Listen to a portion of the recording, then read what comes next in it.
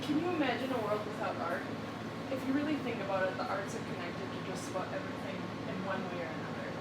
An obvious example of art education in our lives is when children draw shapes or use crayons to learn colors. A maybe not so obvious example is when a teacher uses art to teach a core concept like math by drawing by taking drawings of apples and showing how they add together. Another way it can be used is in art therapy and showing people or students ways to use art to communicate or to cope with difficulties in life. I've always loved having art classes as a child, and it's always been a sort of retreat from normal day-to-day while still being able to express myself in a unique way. I think art education should always have a dedicated budget for students to have as many opportunities as possible.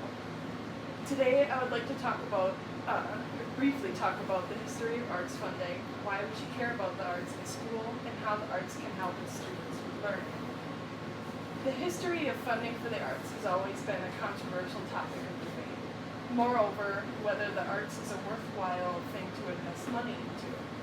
According to an article on teachdemocracy.org, the battle over the National Endowments for the Arts, there was some government interest in funding for the arts as far back as the 1800s, but it wasn't until 1965 that the National Endowments for the Arts, the NEA, was established under President Lyndon Johnson's Great Society proposals.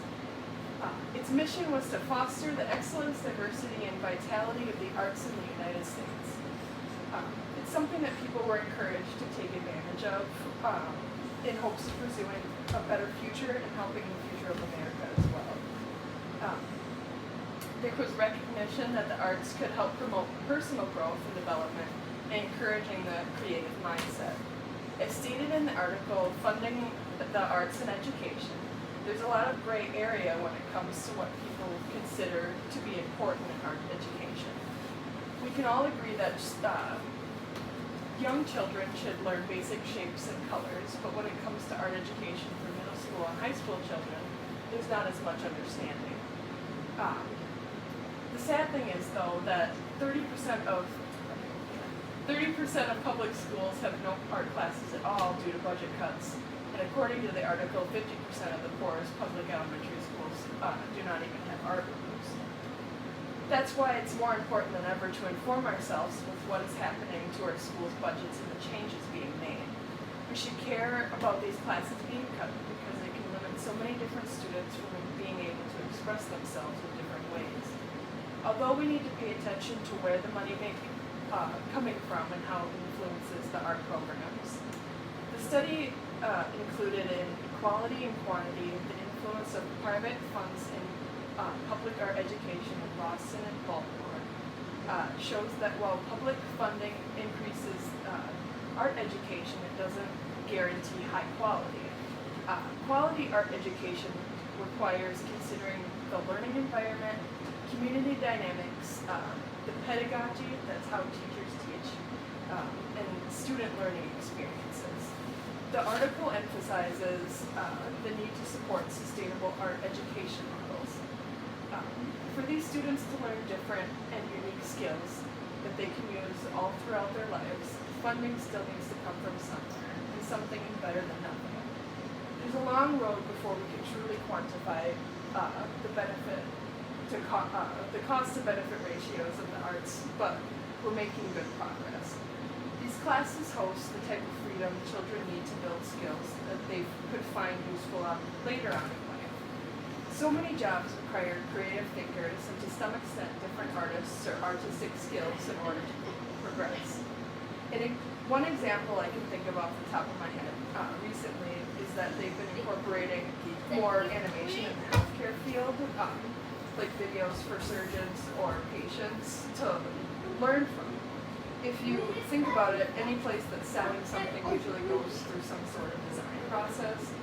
It's useful to teach these skills to our kids early so they don't have to rely solely on someone else to do it for them.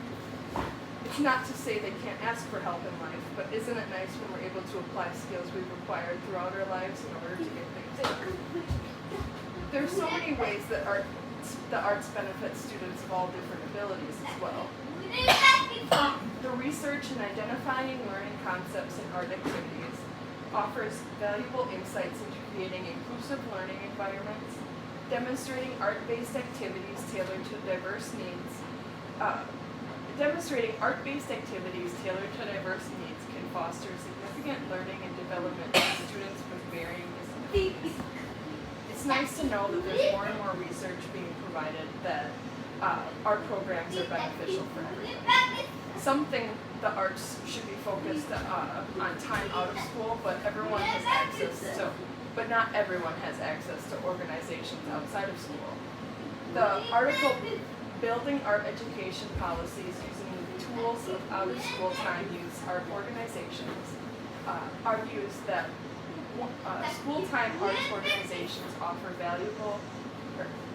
argues that out-of-school time arts organization offers valuable insights for improving art education policies and broader school reform, especially in light of recent educational disruptions like COVID. It emphasizes the need to reimagine learning environments to better serve all students, particularly vulnerable youth. All in all, the arts funding conversation is long from over, but it's one that needs to be had. It's fundamental that we try and keep as much of the funding we already have before we lose it more. Can we really imagine a world without art in it?